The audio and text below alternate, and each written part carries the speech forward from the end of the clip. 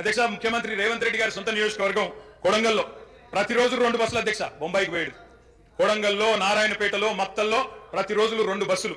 అదే విధంగా అధ్యక్ష ఆ బస్ స్టాండ్కు పోతే వలసలను చూసి సలసల కాగే కన్నీళ్లను గారుస్తూ ఆ భార్య పిల్లల ఏడుపులు.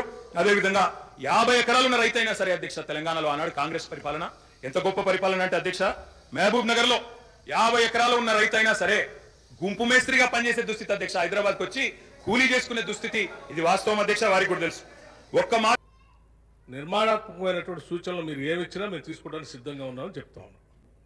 కొంత పెద్ద మనసుతో ఈ ప్రభుత్వం చెప్పినటువంటి మాటలను స్వాగతిస్తున్నామనో లేకపోతే అదే రీతిలో మనం ముందుకు పోదామనో అలా చెప్పుకుంటూ సభ నడిపించడం కోసం ప్రయత్నం చేయాలి. కానీ మొదలు పెట్టడమే వారు అసలు ఒక దాడి మొదలు పెడితే ప్రభుత్వానికి తప్పనిసరి పరిస్థితుల్లో మీకు మేము అనుకున్నటువంటి ప్రజాస్వామ్యయుత సభ నడిపేదానికంటే మీకు సమాధానం చెప్పే కార్యక్రమంలో ఆ స్ఫూర్తి కూడా దెబ్బతినేటట్టుగా వారు మాట్లాడుతున్నారు. అది కరెక్ట్ కాదు. డబ్ల్యూఎస్ దాదాపు 43,000 కోట్ల రూపాయలంతా ఖర్చు పెట్టారు. ఏడాది ఒక్క గ్రామంలో నీళ్ళు వస్తున్నాయండి. ఇప్పటికి కూడా ఐటీడీ నీళ్ళే తాగుతూ ఉన్నాం. వేసినటువంటి బోర్లు బావిలో నుంచి నీళ్లు తాగుతున్నాం చెప్తా ఉన్నాం. తాళాలు వేసి పనికి రాకుండా చేశారు. వాటి మీద కూడా లెక్కలతో మేము బయటకు తీస్తాం, రివ్యూ చేస్తాం. దయచేసి మీరు చెప్పండి. ఎస్, మీరు 10 ఏళ్ళు పాలన చేశారు, ప్రజలు తీర్పు ఇచ్చారు. ఈ తీర్పు ఇచ్చినటువంటి తీర్పు ద్వారా రేపొద్దున ఇంకా భవిష్యత్తులో ఈ రాష్ట్రాన్ని ఇంకా ఎంత ముందుకు తీసుకొని పోదాం. మీరు ఏదైనా ఉంటే నిర్మాణ సూచనలు చేయండి. మీరు వినడానికి సిద్ధంగా ఉన్నాం, అమలు చేయడానికి కూడా సిద్ధంగా ఉన్నాం. సబ్జెక్ట్ చెప్తున్నా. 10 ఏళ్ళు విధ్వంసం జరిగింది అన్నారు. మరి 10 ఏళ్ల విధ్వంసం గురించి మాట్లాడితే 55 ఏళ్ల విధ్వంసం గురించి మాట్లాడాలన్నా వద్దా? 55 ఏళ్లు కాంగ్రెస్ పరిపాలనలో చేసిన జీవన విధ్వంసం చెప్పాలి. ఇప్పుడు గౌరవ సభ్యులు రామ్మోహన్ రెడ్డి గారు మాట్లాడుతూ రాజశేఖర రెడ్డి గారి పేరు తీసుకున్నారు, గత ముఖ్యమంత్రుల పేర్లు తీసుకున్నారు. పొన్నం ప్రభాకర్ గారేమో ఆంధ్రప్రదేశ్ చరిత్ర మాట్లాడద్దంటారు. మరి రామ్మోహన్ రెడ్డి గారు గతంలో ఉన్న ఆంధ్ర ముఖ్యమంత్రుల పేర్లు తీసుకున్నారు. పేర్లు తీసుకున్నప్పుడు చెప్పకపోతే ఎట్లా అధ్యక్ష? వాస్తవాలు చెప్పాలి, చరిత్ర చెప్పాలి, అర్థం చూపెట్టాలి కదా సార్.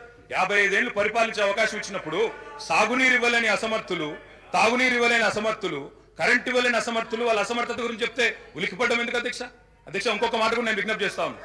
ఇది మొదటి రోజు అధ్యక్ష. మొదటి రోజే ఇంత ఉలికిపడితే ఎట్లా అధ్యక్ష?